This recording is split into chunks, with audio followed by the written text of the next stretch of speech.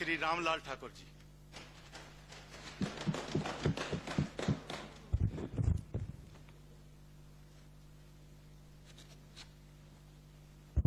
माननीय चेयरमैन साहब, जो माननीय राज्यपाल जी ने अभिभाषण जो है वो 23 तारीख को माननीय सदन में रखा, मैं उसके ऊपर अपने विचार आपके सामने रखने के लिए खड़ा हुआ। जो पिछले 2 दिनों में हुआ, मुझे लग रहा था कि इस माननीय सदन में औरों को बोलने की जरूरत नहीं रहेगी। मैं निवेदन इतना करना चाहता हूं कि जिन परंपराओं की हम बात करते हैं और जब हम करते हैं कि इस विधानसभा की महान परंपराएं हैं, हमारा हिमाचल प्रदेश जो है, हमारे यहाँ के देवी देवता जो हैं वो हमारे को इजाजत नहीं देते। शायद मैं कहूँगा हम हाउस के अंदर इन सारी चीजों को भूल गए हैं। जब हम पुरानी परंपराओं की बात करते हैं, जब हम यहाँ पे रूल्स की बात करते हैं कि विधानसभा के रूल्स हैं, महान परंपराएं हैं, उनका जो है वो अनुसरण करना चाहिए, तो मैं ये कहूँगा कि वो केवल मात्र कहने के लिए है। और जब उसको अगर मान लो देखना हो और जब हम आचरण करते हैं तो उसमें ऐसा लगता है कि हम उससे काफी दूर जो है वो अपनी बात कर रहे हैं। ये हिमाचल प्रदेश, आज हमारे साथियों ने बहुत सारी बातें कही कि जी पहले जो है वो स्वास्थ्य सेवाओं में इतना विस्तार क्यों नहीं हुआ था, पहले समय में जो है वो पैसे भी कम मिलते थे। मैं माननीय अध्यक्ष महोदय, माननीय सदस्यों से कहना चाहूंगा कि हिमाचल प्रदेश, आप पहले ये देख लें कि जब हमने प्रजातंत्र में कदम रखा तो हिमाचल प्रदेश का पहला जो बजट था वो कितना था, हिमाचल प्रदेश में हमने किन परिस्थितियों में आगे चलना शुरू किया और आज की तारीख में हिमाचल प्रदेश कहां पे पहुंचा है। हम लोगों को उस और भी ध्यान देने की आवश्यकता है।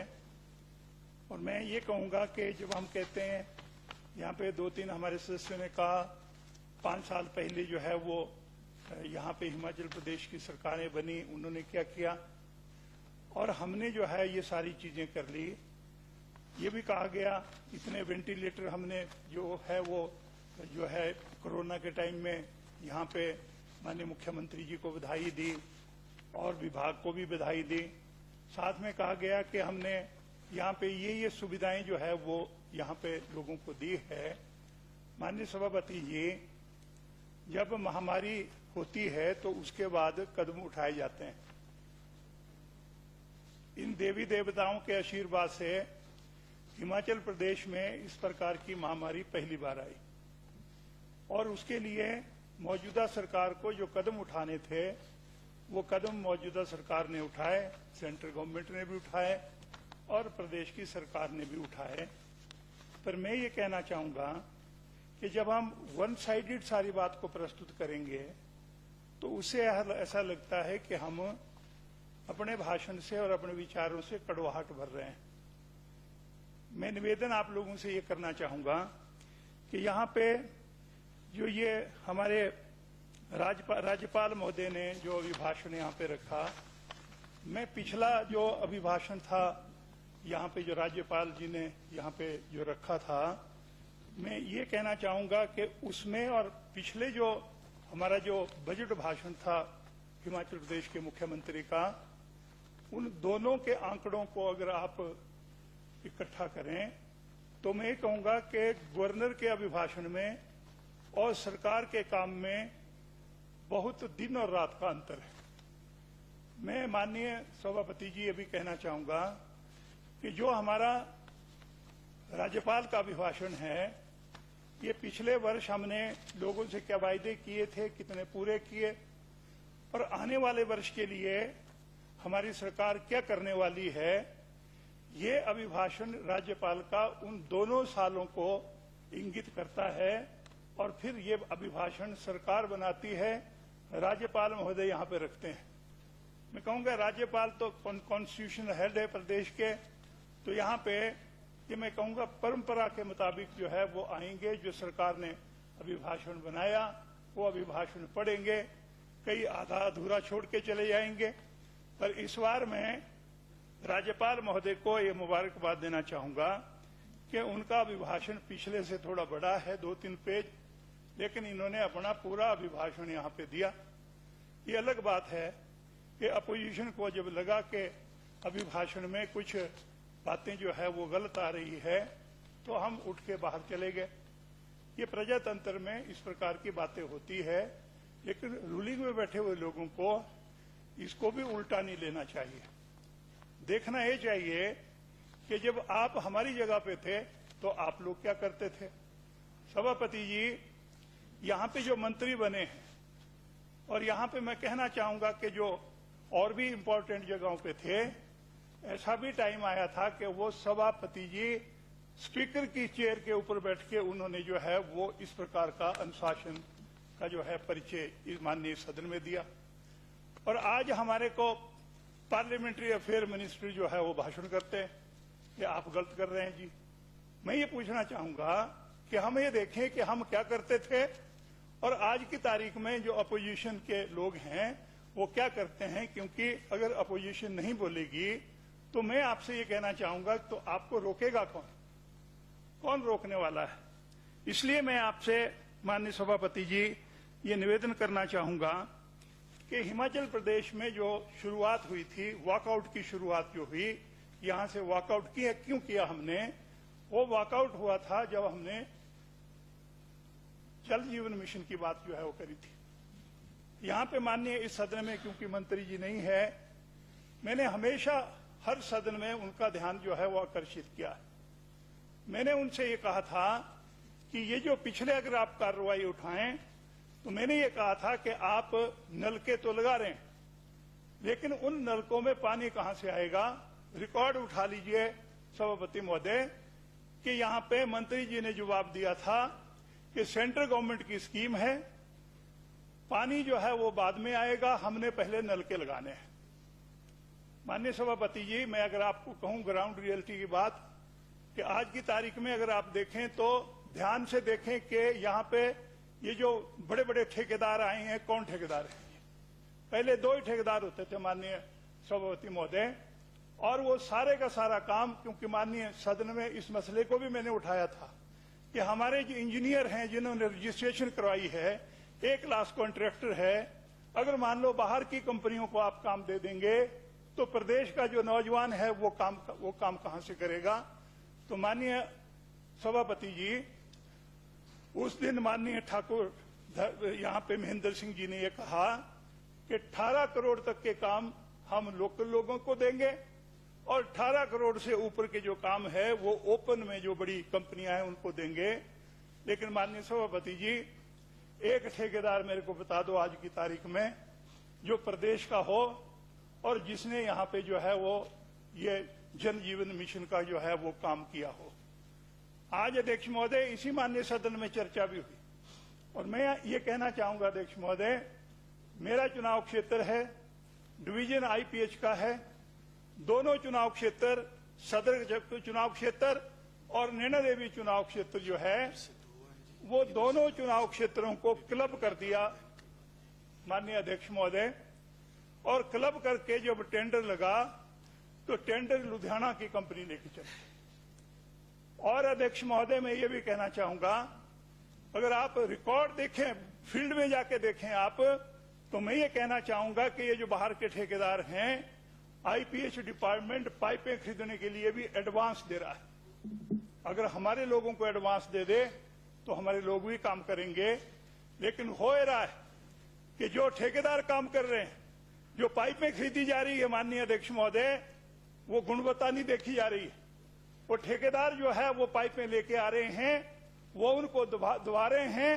लेकिन वो ठीक कहा यहाँ पे जो है ना भवानी सिंह ने कि मेरे चुनाव क्षेत्र में वो पाइपें तो जमीन के ऊपर 2-2, 3-3 फुट ऊपर जो है ना पाइपें रहेगी। अगर मान लो इन बातों को हम आपके ध्यान में नहीं लाएंगे तो अध्यक्ष महोदय, हमें चुन के लोगों ने क्यों भेजा है कि अगर मान लो हमने गर्दन ही हिलानी हो और हमने यही कहना हो कि नहीं ये सब कुछ ही ठीक हो रहा है। इसलिए मैं अध्यक्ष महोदय कहना चाहूंगा कि ये जो हमारा ये जो आईपीएच डिपार्टमेंट है, जो नया नाम जिसको दिया गया जल जीवन मिशन का कार्यक्रम इसके अंदर आया, तो मैं ये कहना चाहूंगा कि इसमें हम लोगों को ये देखना चाहिए कि हम कहीं अपने और पराये की बात तो नहीं कर रहे हैं। माननीय अध्यक्ष महोदय, फील्ड में जाके देखें, कईयों को 5-5 पाइपें दी जा रही हैं और फिर कहा जा रहा है कि ये पाइपें बाकी अपनी खरीद के लेके आओ। मैंने एक्सी एंड एससी दोनों को बोला, मैं फील्ड में था, लोगों ने कहा कि जी ये पाइपें जो है वो 5 पाइपें लगा दी, हमारे खेतों तक वो पाइप आई, अब कहते हैं कि अगली पाइपें खरीद के लेके आओ और अपनी आगे पाइपें लेके चले जाओ। माननीय अध्यक्ष महोदय, मैंने ये भी ध्यान में लाया था माननीय मंत्री जी के कि लोगों को पाइपें लाने के लिए कह रहे हैं तो वो रबड़ की पाइपें लाके जोड़ जोड़ के जो है ना पानी ले रहे हैं। अगर मान लो यहाँ पे मंत्री लोग ये बोले कि चाहे 100 पाइपें लगे, चाहे किसी की दोगरी हो, उसको जो है वो जेजेएम का पैसा लगेगा और 100 पाइपें भी लगेगी। माननीय अध्यक्ष महोदय, ये फील्ड में नहीं है। फील्ड में लोगों को, कईयों को 100 पाइप, 150 पाइप जो है वो दोगरियों को लग रही है और कईयों को पीने के पानी के लिए जो है आज कहा जा रहा है कि 5 पाइपें, 10 पाइपें, इससे ऊपर की पाइपें आप खरीद के आओ। अध्यक्ष महोदय, मैं ये भी कहना चाहूंगा, जरूरत आधा इंच डाई की पाइप की है और वहां पे 1.25 इंच और 1 इंच की पाइप लग रही है और वहां पे कनेक्शन कितने हैं? उस पाइप से एक ही कनेक्शन है। अगर मान लो यही कहना हो कि जी सेंट्रल गवर्नमेंट ने कहा है कि हमने जो है ये इतने जो है वो कनेक्शन देने हैं, इतने कनेक्शन देके हमने जो है हर घर को पानी पहुंचाना है, तो मैं ये कहना चाहूंगा अध्यक्ष महोदय, पानी भी तो होना चाहिए। यहाँ पे हमारे साथी चले गए, वो स्वामी जी प्रवचन कर रहे थे, वो माननीय शांता कुमार जी की बात भी कर रहे थे। कौन स्वामी? स्वामी जी है कि आपके भी स्वामी और सदन में यहीं पे हैं, ज्वालामुखी के स्वामी धौला जी।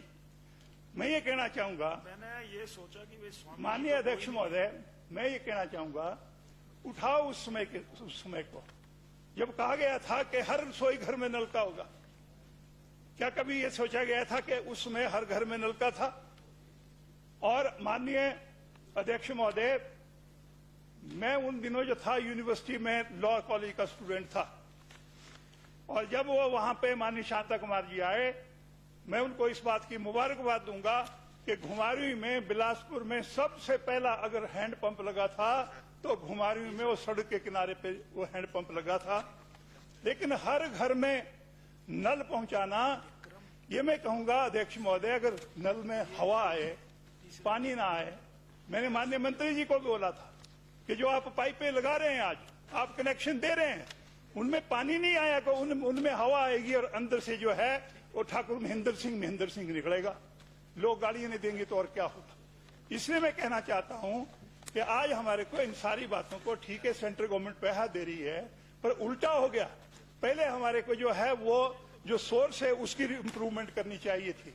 जब सोर्स में पानी आ गया तो उसके बाद आप जितना मर्जी कनेक्शन दे दो, लेकिन मैं कहूंगा जब सोर्स में ही पानी नहीं है, अब कोशिश हो रही है कि नलके तो लगा दिए, कई नलके पानी अध्यक्ष महोदय, क्योंकि सड़क के किनारे पे पाइपें मोटी मोटी 1.25 इंच की है, वो जो पाइपें हैं लोग उनको उठा के घरों में ले जाके कोई चारपाई बना रहा है, कोई कुछ और कर रहा है, किसी को कोई पता नहीं है, डिपार्टमेंट को भी कोई पता नहीं है।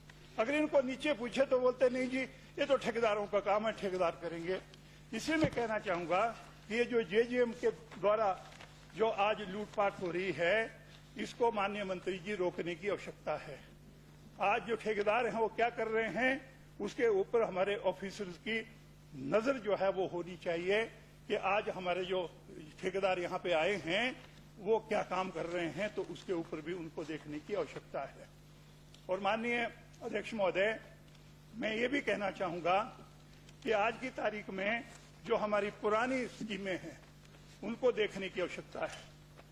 यहां से मंत्री जी ने तो आदेश कर दिए, लेकिन क्या उसके मुताबिक जो है वो हमारे जंगल एरिया में या हमारे गर्म एरिया में काम हो रहा है? मुख्यमंत्री जी गए घुमारवीं में, उनका भाषण हुआ, उन्होंने कहा 200 हैंडपंप जो है वो बिलासपुर को मैं सैंक्शन करता हूं।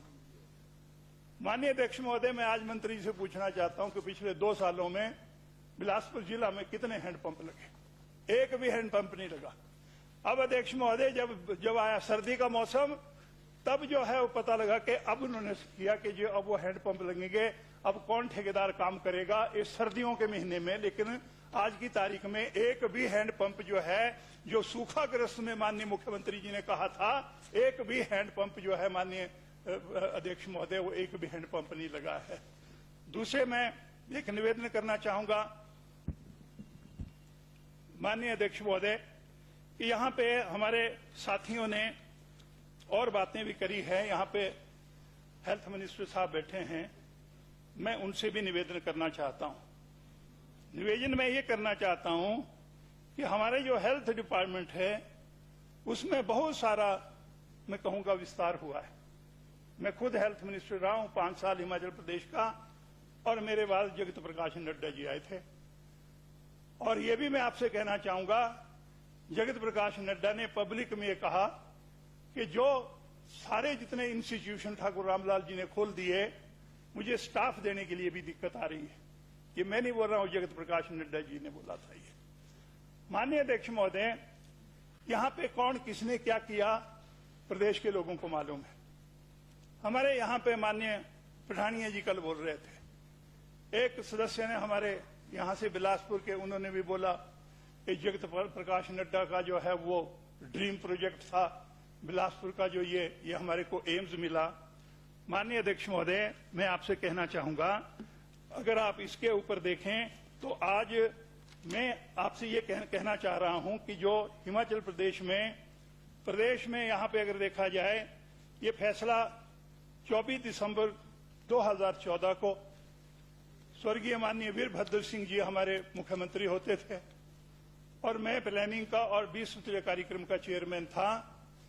मैं कोई 100 आदमियों को लेके आया। मैंने कहा, आपने चंबा में भी मेडिकल कॉलेज दे दिया, आपने हमीरपुर को भी दे दिया, आपने सिरमौर में भी दे दिया, कहीं पे आपने नेशनल इंस्टीट्यूट खोल दिए।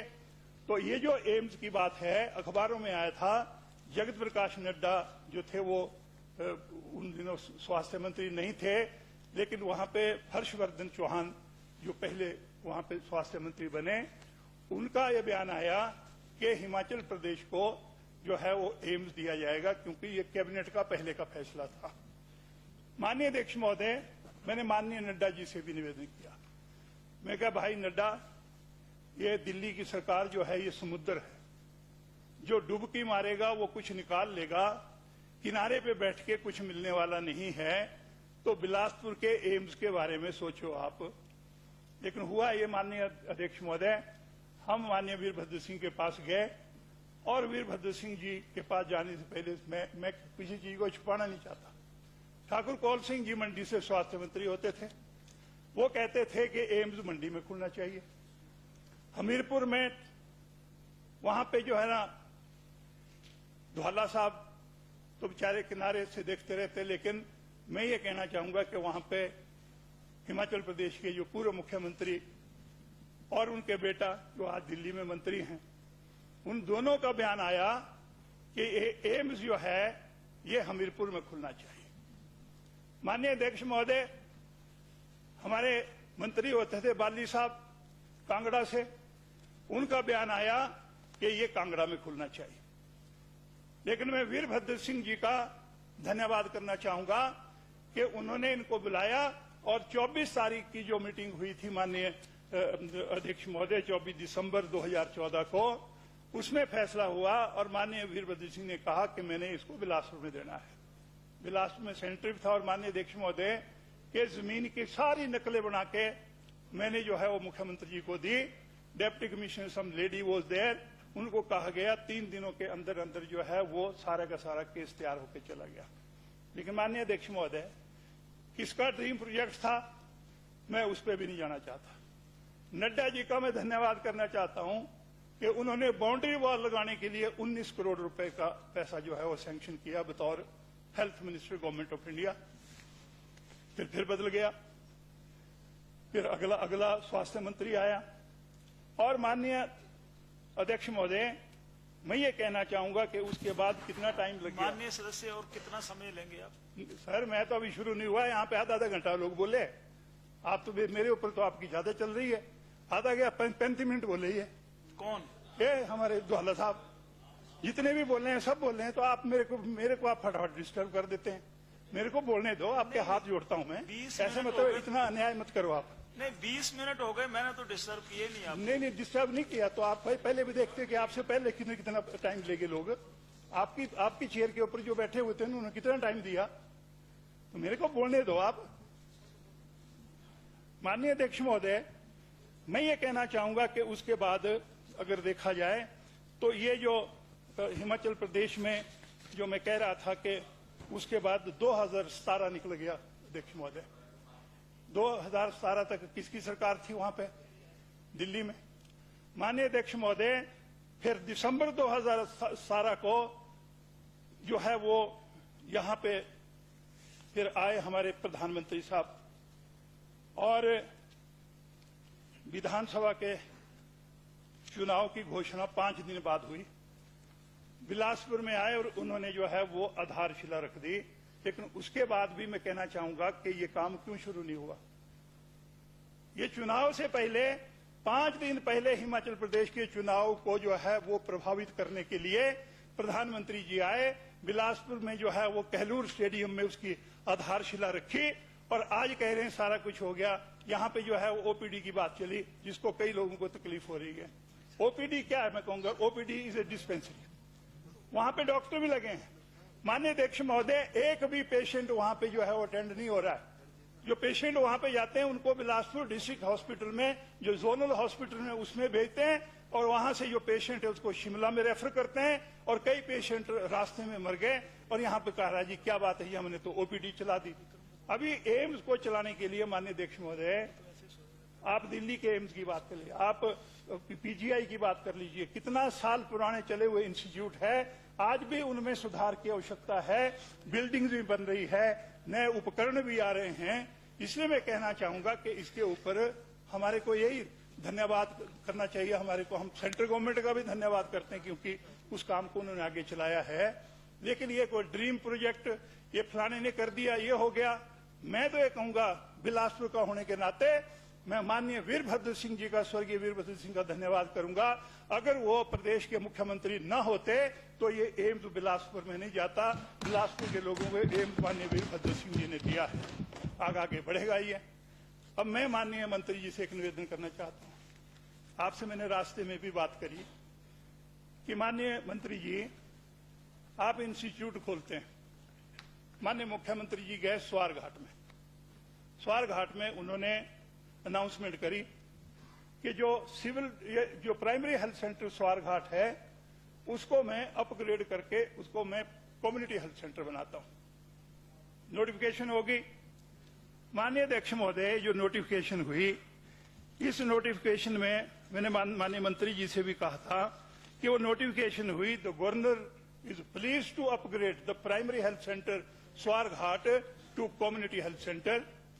और माननीय अध्यक्ष महोदय, जो वहां पे पोस्ट ने सैंक्शन करी, डॉक्टर की कोई पोस्ट नहीं, स्टाफ नर्स की एक पोस्ट जो है वो कोई अकाउंट्स जो उसके ऊपर जो है वो कंप्यूटर के ऊपर काम करता है, एक वो पोस्ट, और एक क्लास 4 की पोस्ट, और बना दिया कम्युनिटी हेल्थ सेंटर। अब बताओ अध्यक्ष महोदय, कम्युनिटी हेल्थ सेंटर और डिस्पेंसरी में क्या फर्क है? वहां पे पहले ही एक डॉक्टर है, एक फार्मासिस्ट है, आपने क्या दिया वहां पे? क्या कम्युनिटी हेल्थ सेंटर बना दिया? कम से कम 2 डॉक्टर होने चाहिए, वहां पे लेडी डॉक्टर होनी चाहिए, और 5-5 पोस्टें माननीय अध्यक्ष महोदय कम्युनिटी हेल्थ सेंटर में हमारे रही हैं। गोंडल नैना देवी के जो अगर प्राइमरी हेल्थ सेंटर की बात, कम्युनिटी हेल्थ सेंटर की बात करें तो 5-5 डॉक्टर होते थे। जुखाड़ा में 50 बेड हॉस्पिटल बना दिया।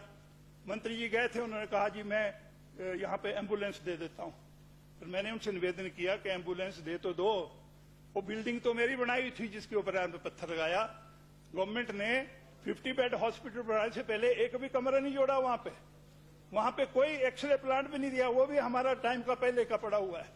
और माननीय अध्यक्ष महोदय, माननीय मंत्री जी से कहना चाहूंगा कि नैना देवी में, ग्वांडल में हमारे एम्बुलेंस पड़ी हुई है पुरानी, 3 साल से ड्राइवर ही नहीं है। फिर पता किया कि जी वहां पे तो ड्राइवर की पोस्ट नहीं है। अगर 50 बेड हॉस्पिटल में अगर वहां पे कोई ड्राइवर की पोस्ट नहीं है, एम्बुलेंस खड़ी होकर सड़ गई, तो उसका इंतजाम कौन करेगा? माननीय अध्यक्ष महोदय, मैं इसलिए मैं माननीय मंत्री जी से निवेदन करना चाहूंगा कि कृपया करके ये जो हम बोलते हैं जी कोविड-19 में हमने ये कर दिया, आपने कुछ नहीं किया। अगर कोविड-19 नहीं होता तो सरकार जागती नहीं। जब बीमार आई तो बीमारी आने के बाद सामाजिक सेवाओं में लोग भी लगे थे, वो भी आगे आए। दूसरे लोग मैं कहूंगा सरकार में बैठे हुए विपक्ष के भी विधायक हैं, सारे सबने कोशिश करी। मैं ये नहीं बोलता जो है ना, यहाँ पे माननीय मुख्यमंत्री जी कह रहे थे कांग्रेस ने 12 करोड़ रुपए खर्च कर दिया, उसका हिसाब दो। माननीय सदस्य बाइंड अप कर दे। कर रहा हूँ सर, कर रहा हूँ मैं, कर रहा हूँ। फिर एक और आया साहब कल जो ज्यादा बोला, करके वो 14 करोड़ की बात कर रहा था।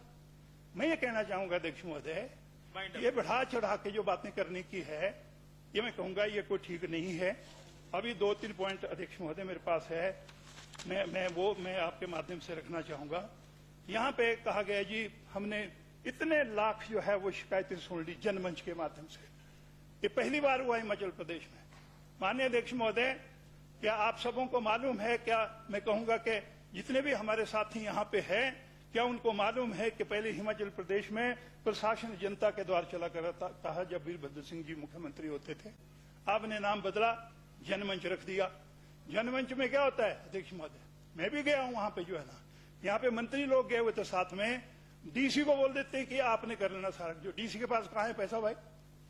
फिर बोलते हैं इतनी दरखास्त हमने डिस्पोज ऑफ कर दी एंड गिवन टू डीसी कि DC should provide funds and fulfil this what ever the fellow he says in the meeting.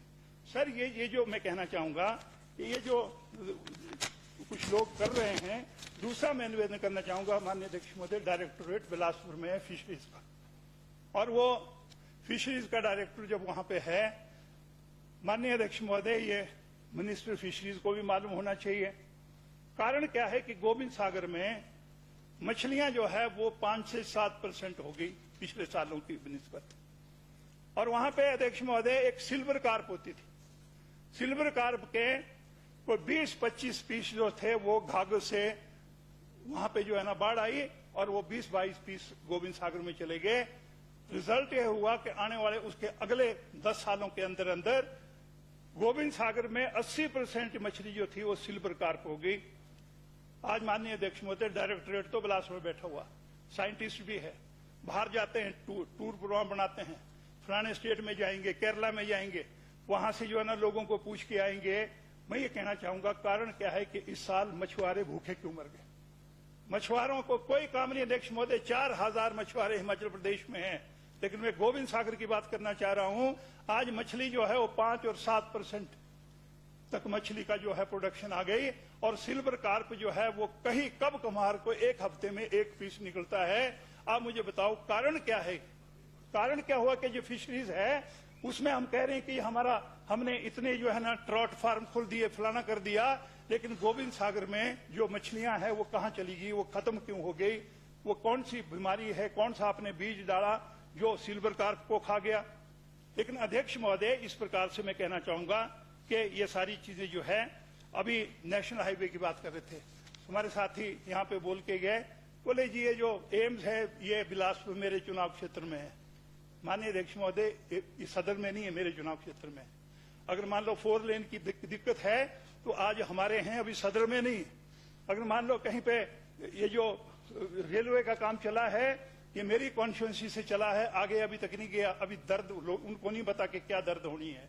इसलिए मैं आपसे ये कहना चाहता हूं कि ये जो सारे काम है, लोगों के ठेकेदारों की पेमेंट नहीं हो रही है, कंपनियां भाग गई, ठेकेदारों की पेमेंट हमारे जो लोकल है बेचारे वो मुख्यमंत्री के पास भी गए, वो सबके पास गए, और आज ये हो रहा है कि ये सारी चीजें जो आज आ रही है। माननीय अध्यक्ष महोदय, एक बात मैं कहना चाहूंगा जो है हमारे एनिमल हस्बेंड्री की किसानों से जुड़ा हुआ मसला है।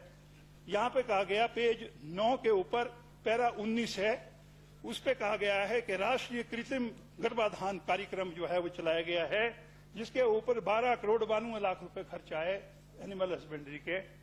माननीय अध्यक्ष महोदय, मैं ये कहना चाहूंगा कि कारण क्या है कि जब आप बाहर से वो ला रहे हैं, आज अगर हम देखें कि सब हम क्योंकि फील्ड में रहते हैं, आज सरकार ये कह रही है कि जो इंजेक्शन लगेंगे गाय को, उस गाय के जो है वो बछड़ा नहीं होगा, बछड़ियां होगी। ये बताओ मेरे को, आप नेचर से क्यों खेल रहे हैं?